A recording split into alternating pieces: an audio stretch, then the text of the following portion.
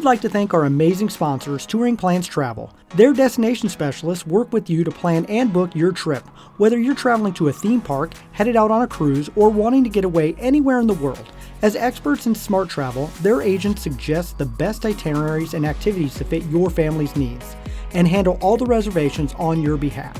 There is no cost to you or your family when using Touring Plans Travel services, and you may even save some money if discounts become available after booking. So head over to touringplans.com/travel and tell them Rope Drop Radio sent you. Now, on to the show. Helping you navigate the Disney parks. With the hope that it will be a source of joy and inspiration to all the world. You're listening to Rope Drop Radio. Welcome to another Rope Drop Radio. Derek and Doug talking all things Disney while we sit at Disney World, but we're going to talk about Disneyland. Yeah, so check out our Star Cruiser episode coming out, but it's going to be a lot of fun that we're going to be having. But first, we got to talk about all the fun that Doug had at Disneyland. But first, we also have to shout out two new Patreons, Joe and Kristen. Thank you so much for joining the Rope Drop Radio community, getting all the bonus and lots of bonus audio that Doug's been leaving after shows. We got some more stuff happening while we are here. So if you want any more information on Patreon and all that stuff, go in the show notes and check it out. Yeah, the bonus audio is on our churro level, and I left a lot of bonus audio from Disneyland. One time I just walked across California Adventure and ranted, basically. So yes, check that out, Patreons. And another way that you can help us out is by leaving a review. We're not catching up much, but we are making a dent. So, Doug, we have another one. Who is it by?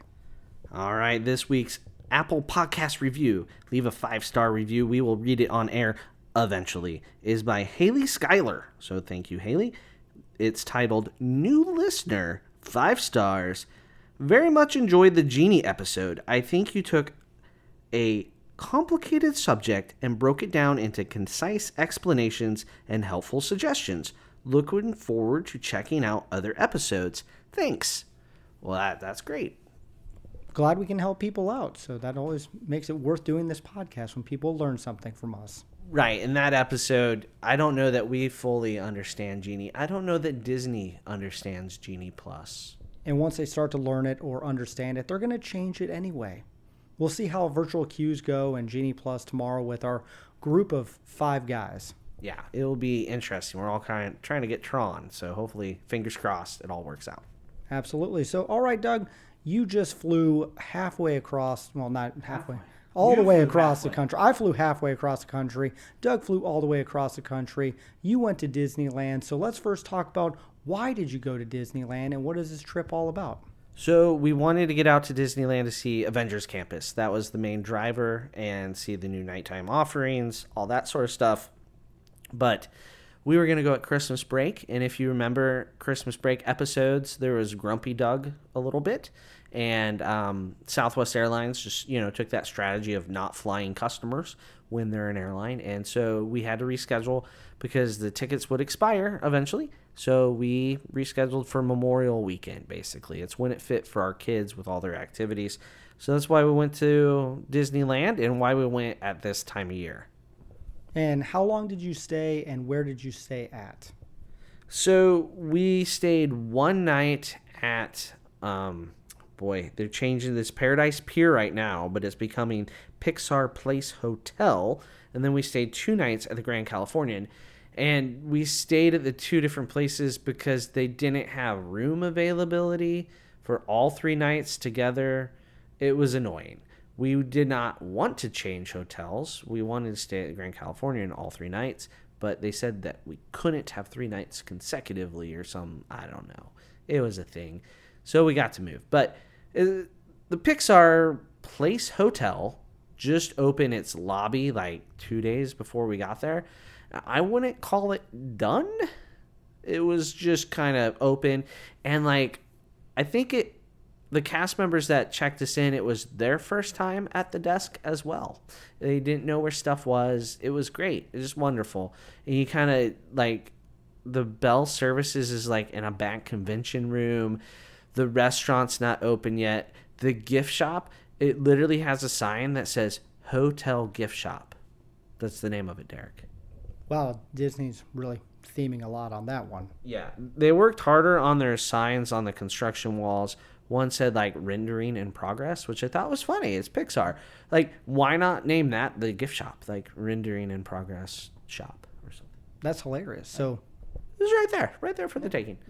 more creative people need to work at Disney, maybe. I don't know. Or too many people are trying to be creative, and then they just do the worst solution possible. Right, and I will say this: it's a good thing the room's getting redone because it needs it. I think there was like 3 outlets in the whole room. It was rather painful, like extremely painful. The outlet situation. Derek, you would not have survived. There was no USB plugs for you. Newsflash, I didn't bring anything but USBs for this trip. So, I would not have survived. So how about the other side, Grand California? How was that one? Okay, so Grand California. Wait, I got to mention, we did get to ride in the service elevator at Pixar Place or Paradise Pier, whichever. I don't know what to call it because there's no sign up and it's in the middle of changing. But so you actually use the service elevator, which is a bit sketchy. When the new elevators open, they will have the type of elevator system that Destino Tower at Coronado Springs has, where you push what floor you want to go to and you get your own elevator, which people can't understand either. But service elevators, a little Tower of Terror like, and they didn't theme or like clean or fresh coat of paint. Like, you're literally in the service elevator with the service people. Not gonna lie, you're making me want to stay there now just to experience that. Don't. There's a reason Michelle says if you're staying at Pixar or Paradise for the price point, she usually takes people to the Hojo for a reason. Yep. I'm gonna say she's right. Just Grand California. Let's move on to bigger and better. All right, sounds good, because I've stayed at that Howard Johnson, that Marriott, so I've never stayed at any of the on-property resorts. So Grand California is kind of the nicest, biggest one that they have, and so how is that? Let me just say how nice it is to go from getting a churro in the park after getting off an attraction to your room in under 4 minutes. Like, the kids were still eating their churro when we got to the room. So that is pretty fantastic. The entrance to California Adventure from the Grand Californian makes it worth it, if you're wondering what it's worth. That you can't. It's hard to quantify it with a price. They do a fine job of that. Also, the entrance into Disney, downtown Disney. I was going to say Disney Springs, Derek. I've come full circle on calling it. Wow, I normally call it downtown Disney when it's Disney Springs. It's also great, and you do security in the hotel before you go in the park, which is also nice because you're not in the huge lines of security. So that's pretty cool. But the room was great. It's been significantly updated since we were there last. We were there 7 or 8 years ago. They had the bunk beds and it was really dark. Now it's really bright, kind of the same theming, everything like that, but much nicer.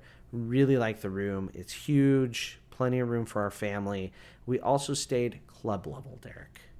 Oh, now you're going even fancier. So you get your own food, drink. What's club level like over on the West Coast? It's very similar to the East Coast. It has certain hours and different things at different times of day. I don't understand why they can't do like a hot breakfast. I'm going to say that. But I drink enough Coke Zero to try to get my money's worth. I don't know how much Coke Zero I had, but it was a significant amount of Coke Zero. Concerning. That does scare me a little bit. So Yeah. you might have a problem. There are people you can see for that. I don't know who would want to take me on as a client, Derek. All right, well, let's talk about why you really went there. It's because I did something that you have never done, and that's Avengers Campus. And as soon as I do something that Doug hasn't done, they have to make a B list to get there. So I want to hear your overall first impressions about what it's like to walk into DCA and walk into Avengers Campus. So Avengers Campus, I don't know, it's not as big as you think it's going to be, especially where Spider-Man like performs. It's literally just a sidewalk. Where that surprised me. I thought maybe there was a little better viewing for that. I know I had heard there isn't, but but it's good. I like the overall. Could they use that second new attraction like they were planning to do? Absolutely. It's kind of like, and we're done. Kind of like, but 2 has very special shops. multiple different little eateries, lots going on, even though there's still just 2 attractions. So same number of attractions, but the rest of it doesn't have as much happening. There are lots of characters out and about and the little stunt shows, but I like my characters with lines and organization and set times, and you don't get that in California, Derek.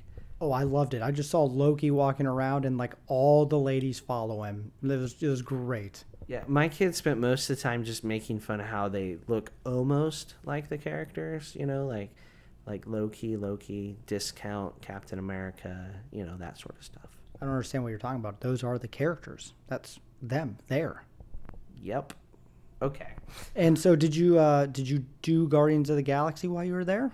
No one would let me ride that with them. They said I would vomit on them. Wow. Yeah, I mean, that would be a tough one for you. Lots of screens, lots up and downs. I really was wondering if you were going to put a patch on and try it out. No can do. Gonna do my best with Tron tomorrow morning, and so we're saving up the motion sickness for that.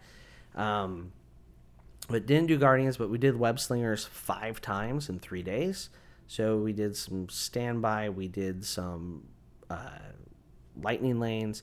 We had a package. We added the lightning lanes, and with the lightning lanes out west at Disneyland, you also get Memory Maker, so you get all of your PhotoPass pictures that way. So it really made, like, we were gonna buy a PhotoPass because my wife loves pictures. So getting lightning lanes or Genie Plus there made sense, and so we got a lightning lane almost every day. Like, it's crazy. The times don't move out. It was almost frustrating because Michelle's wanting to stack stuff for the evening and nothing's in the evening to stack. So it was a different kind of problem, but Web Slingers is good. It's fun. It's chaotic. I know there's lots of secrets to it where people are getting millions of points. I stink at it, Derek. Yeah, you did not do well at all. I did better than you when I went on it. So I was going to ask, do you know any secrets, any hacks, anything you could share with our listeners? And you got nothing. I got nothing. So I scored in like the 100 to 130 range every time, or 150 one time maybe. I don't know. I never broke 200. I know that. I beat Alden every time, but the girls beat me every time. Michelle a couple times got 500,000 plus. So one time she rode on her own because it's built for families of 4, like everything else. So me and the kids were on one side. She was on the other, and they didn't fill in anybody with her. And she single-handedly beat us 4 as a team. I don't know if that's really good or really bad. Bad for you. Great for Michelle. Congratulations. You are a web slinging master, and why you're the rope drop queen and do, so much amazing things with touring plans. So congrats. But Doug, I'm a little disappointed for how many, Toy Story Midway Mania Dominance and Buzz Lightyear, a Galactic Hero. You can't figure out web slingers. No, and you would think by the 5th time I would have improved some. But I didn't. I just was stagnant. It was like the 5th time was as good as the first time. Just when you think you're figuring stuff out, nothing. I got nothing, Derek. All right, well, let's talk about Pim's Kitchen, because this is one I was excited for you to try out. I was really, I wanted you to get that chicken sandwich, and I know you did. So overall, what are your thoughts of Pim's? So the chicken sandwich, it was good. It was flavorful, but it was just a chicken sandwich with a very tiny bun. I mean, as a gimmick, but the food wasn't anything like, oh my gosh, I have to eat here next time I come. It was good. It had its gimmicks. The peanut butter and jelly sandwich, both girls got those. They didn't really like it. I ended up eating some of Claire's, and it might have been one of the grossest things I've eaten. I had like 3 bites just to confirm. It was awful. But they put like coloring in the bread, and like it literally looked moldy. Like, I don't understand what the Pim particle doesn't color things as it makes it bigger and smaller. Yeah, that was weird. I didn't try that one, so that might have to be next on the list. Okay, then just don't. I'll go back to my chicken sandwich.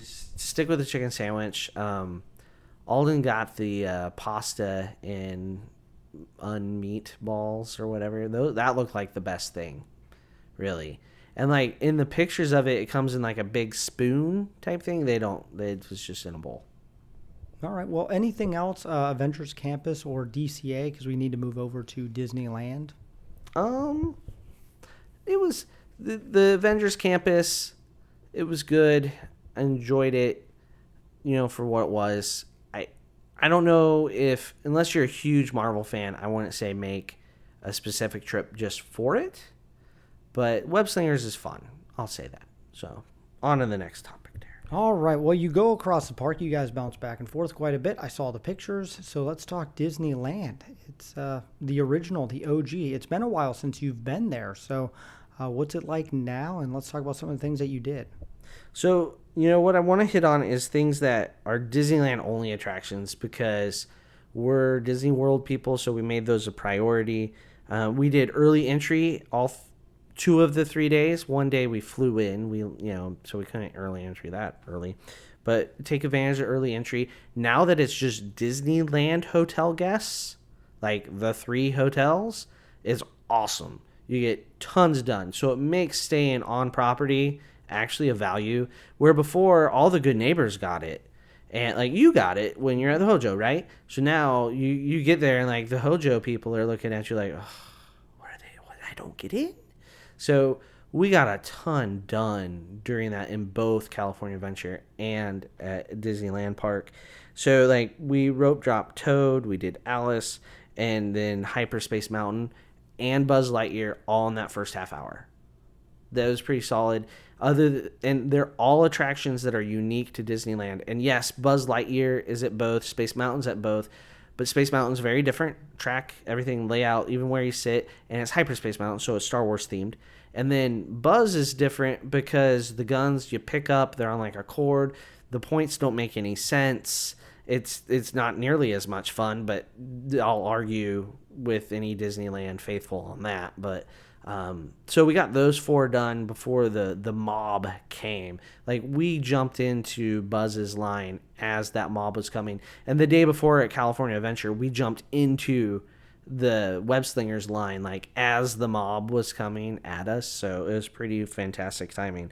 But those were things we did at Rope Drop. But we also made sure we did Autotopia. Yes, we have Tomorrowland Speedway at Disney World, but it's an extremely different experience and attraction there. You like drive through nature, up and down hills, around corners. Is it still a stinky, smelly, loud car? Absolutely. Does that add to the charm? Not at all. But it is very different. I'd say it's a must-do if you're a Disney World person doing Disneyland. And then I did Great Moments with Mr. Lincoln. It's a lot like Hall of Presidents if there was just one president. I'll sum it up with that. Did I potentially take a solid nap in there? Yeah, I did. And then after I was done with that, I went and tried to save space for a parade with just my Rope Drop Radio hat. But wow, that's a lot of stuff you covered right there. A lot of things. A lot of things. So, I mean, what else did you guys do? And how was the parade and all the shows and all the things? All right, we also did Pirates because it's very different. Almost more of a thrill ride at moments, right? The kids forgot about that. I mean, it'd been a while since the kids had been. I've been a couple times in between, but we did a lot of things like Jungle Cruise and all the regulars, but didn't even step foot in Batuu, which was weird. They did Thunder Mountain. Over in California Adventure, we did everything multiple times. Incredicoaster, or as I kept calling it, California Screamin'. Like, and then the kids would yell at me like, "Dad, it's not California Screamin'." I'm like, well, we're just gonna head over to MGM Studios now. But they also did Mission Breakout multiple times. Radiator Springs was down on our rope drop day, so we ended up buying an individual lightning lane later because that saved us so much time. Basically, that being down costed me $100. That's how I feel. Disneyland, thank you for that. We didn't go on Little Mermaid, though. We didn't do many of the, I don't know what, the swings and the Zephyr, the things that just spin. We did do the Whirlwind of Emotions, and that was fun. Michelle and I sat in the ones with the little memory erasers, and before it was done, I said, I hope we get that one because I'm getting old and my memory's going.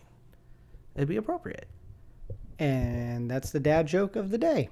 Darn right. There you go. So Man, you guys got a lot done. What was the crowd like while you were there? It was pretty crowded. It was busy. It was elbow to elbow everywhere, especially in Disneyland Park. So like it's narrow. It's just there's people everywhere. When they built Disney World, they made everything wider than they did at Disneyland. They learned from the mistakes. They got rid of some of those traffic jam areas, and you can tell. So that was one big thing. But we did do the night times. I alluded to the parade saving space. So like it was a weekend, a holiday weekend. Locals that have annual passes have time, right? So like you're not concerned about getting attractions in. So they'll come and sit for 2.5 hours for fireworks or parades. I don't know what time they started sitting for fireworks at the front. Like they were just there. Like I don't know. It was insane, but they all bring blankets or beach towels. It just covered the curb. I had a hat. So I sat there for an hour with my hat and my hands and elbows kind of out. I looked like a weirdo. Plus my hair had to be great. Just like hat head. It was fantastic. But the parade is called Magic Happens because all the names come from the same, like, like a Keno machine with the balls, Derek? Yep. They put words on there. Like magic, happens, happiness, believe, wonderful. Imagination. And they just like, and it pops up, and that's how they name crap. 100%. So magic happens. It has a lot of new things. You have a Coco float, and Moana's in there, Frozen, Princess and the Frog. And then Sword in the Stone somehow makes an appearance because that float needs to belong there. In a time where the Disney company is cutting costs at all corners, let's run a Sword in the Stone float. That didn't make sense. That was the only old thing that had a float. If you had to pick a classic attraction to float up, not it. I mean, might as well throw an Oliver and Company out there for all I care. Anywho, I digress. But then they have, of course, the last float has all the princesses, and then like characters walking around. Like Aladdin is just a character walking around, but Sword in the Stone gets a float, Derek. How does that make you feel? Definitely wondering what they found in the back. Someone like Imagineers, like what floats do we have that were made years ago that we can just repurpose real quick? Why even pay the actors to be on the float? That doesn't make any sense. And the dude to drive the float, like, mind-boggling. It's some executive's favorite movie. It has to be. It's Bob Chapek's favorite movie, and Iger hasn't found out yet about it.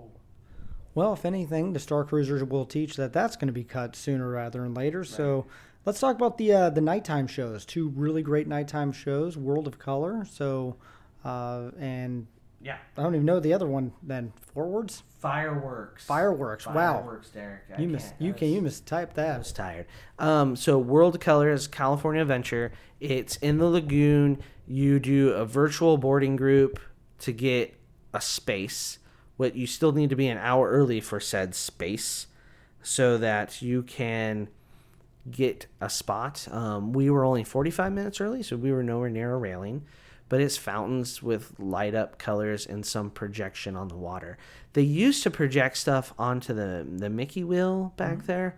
That was awesome. Like video, they don't do that anymore. It's just on the water screens, and it's mostly just on the middle water screen. So that was a little disappointing. I feel like each time I've seen World of Color, which is 4 times now, it gets less and less colorful. The World of Doll. Yeah, and so this one's titled One, and then Fireworks. It's a new show called Wondrous Journeys. Once again, they used the old Keno machine to pick that name. One's a little different, though, isn't it? That's not on the spinner. Anyway, the fireworks were good. I really like the soundtrack to the fireworks because they didn't just have like medley of songs. They actually meshed them together. So you had Hercules singing I'll Go the Distance, along with Belle singing Great Wide Out There, whatever the title of that song is. Someone yell at me right now. And then Moana singing How Far I'll Go, all like mixed together It was really cool. So I dig what they do with the music there. They have better projections on Main Street. Like what's projected on the castle is back on Main Street, which is good because the Main Street buildings are the same size as the castle at Disneyland. Speaking of which, when we first stepped onto Main Street, Derek, so Alden and Claire both said the same thing in unison, not standing next to each other, about the castle. Any idea what they said? It's bigger on the other side. I mean, it's small. It's small. They said, "Oh, the castle is Sam-sized." Oh, big sister getting taken out there. All right. Yeah, she's just barely 5 foot, folks. So, yeah, they made fun of her sister while looking at Disneyland's castle. It was a solid burn on both Disneyland and their sister. Yeah, fireworks were good. We watched them from our veranda the last night, while eating club level snacks and a Coke Zero. Okay, well, you haven't talked much about food. Did you only eat in the club level, or did you actually do some more dining outside of Pim's? Oh, no, we did dining outside of Pim's. We didn't eat anything too spectacular most of the time, but we did go to Flo's V8 Cafe and Cars Land. It has some things that are just a little bit different. It used to have a very different menu. Now it's pared back to just a few things. The fried chicken with mashed potatoes and gravy is very good. It's a lot of chicken. I would think it could feed 2 people very easily. So even when it came, Michelle and I were like, we could have shared this. So we didn't, but we could have. So Flo's is good. We ate at Bengal Barbecue. That's one of my favorite places at Disneyland. Yeah, I will say though, their plate with rice and the things. So like a meal it was the most expensive counter service I've ever had. Like it's more expensive than Docking Bay 7 for some reason, and it's not as much food as Docking Bay 7. So be aware of that. But like getting one skewer like as a heavy snack, I think great. That's like $6. Yep. That's what I do. Right, but getting a meal there it didn't really work in my opinion. Meat on stick, Derek happy. Right, it's a good thing. We did do Lamplight Lounge finally. I've never been. It's been one of those things that's been like, I need to go. And I got the nachos that everybody talks about, and they were fantastic. I enjoyed it. It was a good cheese meat flavor ratio to chips, to where I didn't get done and just have a pile of plain chips. That's the worst thing in nacho dumb. Nacho land? Nacho, you know what I mean. Gotcha. Yeah. They're good nachos. Alden had the burger. They have guac sauce stuff on the burger, and he said it tasted like an avocado, and it was wonderful. I didn't know he liked avocados. Samantha, the oldest of the children, got the kids mac and cheese. Of course she did. Yeah. And Can't grow any taller when you're only eating mac and cheese, Sam. right? She's going to stay Disneyland castle-sized eating mac and cheese. Michelle got a salad. So it was very good. We enjoyed our time there. And, yeah, it was good. Food was good. We did not starve. Any other highlights from the trip from Disneyland make people want to book a trip to out west? So the great thing about Disneyland is you can hop back and forth so easily. Like, there was a point where, like, we want to eat lunch at Flo's. So we left and we ate lunch. You can hop at 11. It was great. Get the hopper. You won't regret it. It's like maybe 300 yards from gate to gate. It's so easy. That's one thing about Disneyland. And staying at one of the Disneyland resorts, like especially the Grand Californian, you're in the park basically. The Disneyland hotels extra, you're talking quarter-mile walk, 400, 800 meters to gate. Lots of opportunities for dining and shopping in downtown Disney, and you walk through that between the hotels and the parks.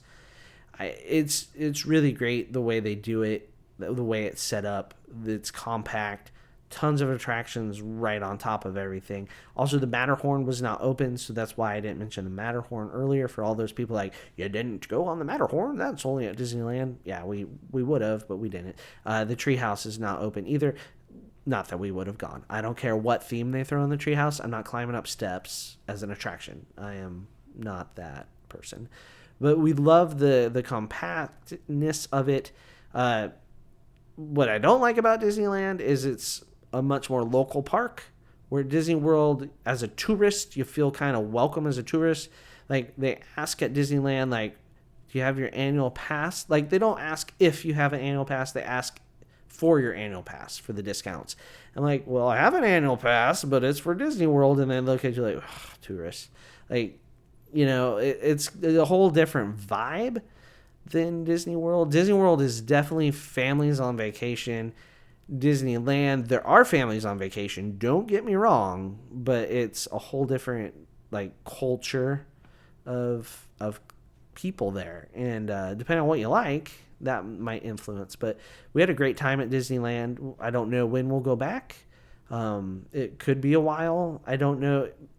They don't have anything in the works right now that they're adding other than the tree house that they're working on, and there's some construction walls up in some places in Disney or downtown Disney. But, they're pitching this big expansion to the Anaheim City Council.